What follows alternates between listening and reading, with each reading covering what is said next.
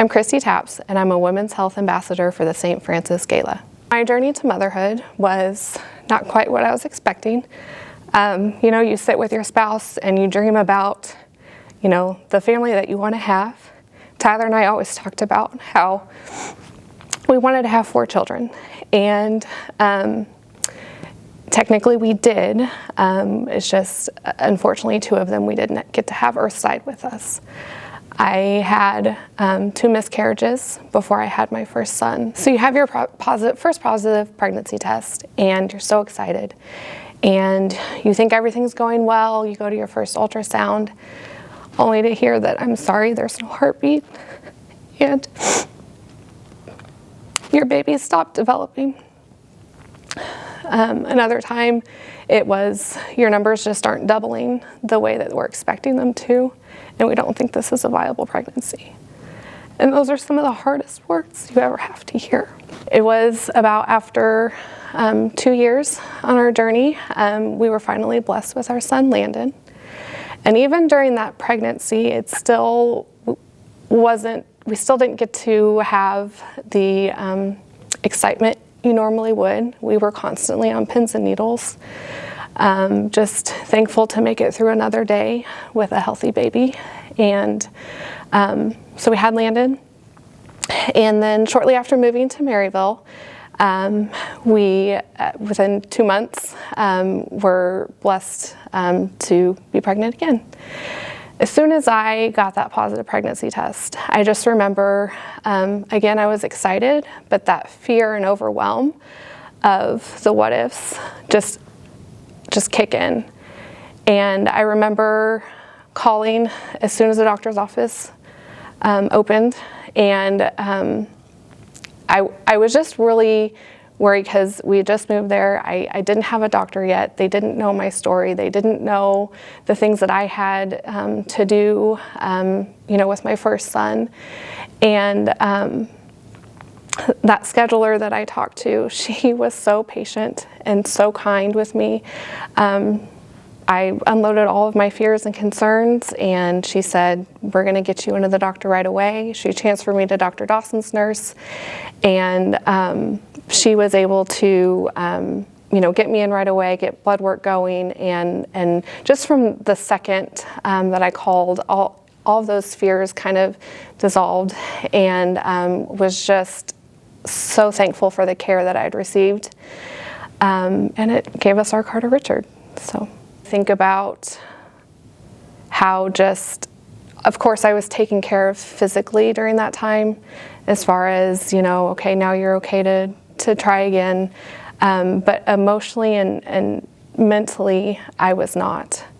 I had no idea how to deal with a loss, and it's something that has stuck with me all these years. I don't think it ever goes away, but I think about if I would have had the resources if I was given resources on how to handle the mental health aspect side of things, I just feel like the last 13 years of my life could have been a lot different than they have been.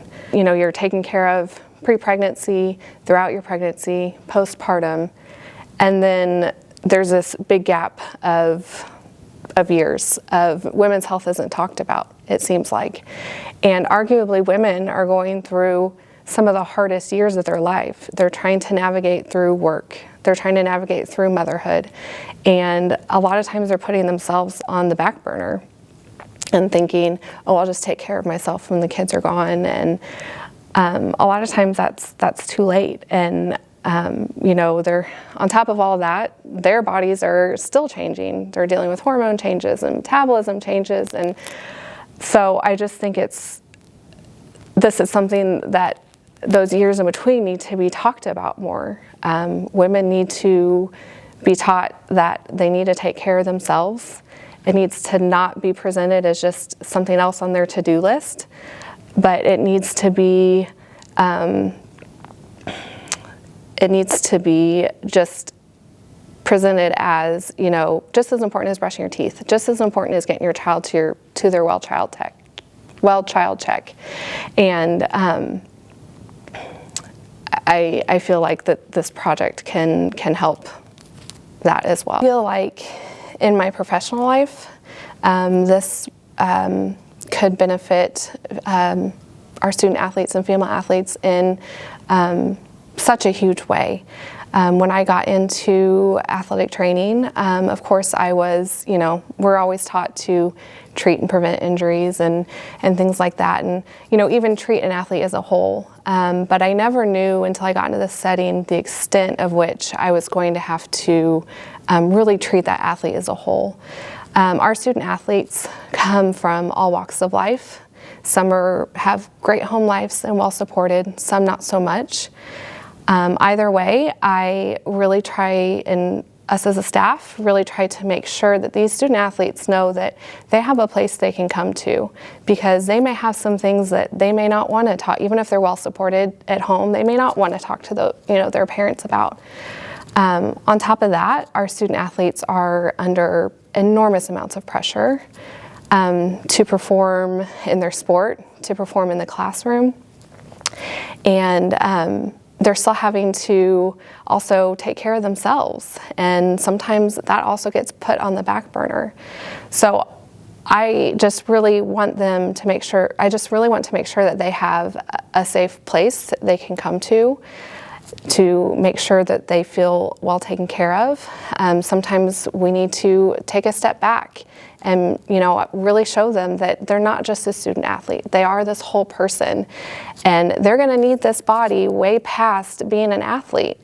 And so sometimes we need to take a step back and just really show them how they need to support themselves mentally and nutritionally and things like that. So again, just to have another resource to be able to connect them to would be absolutely huge.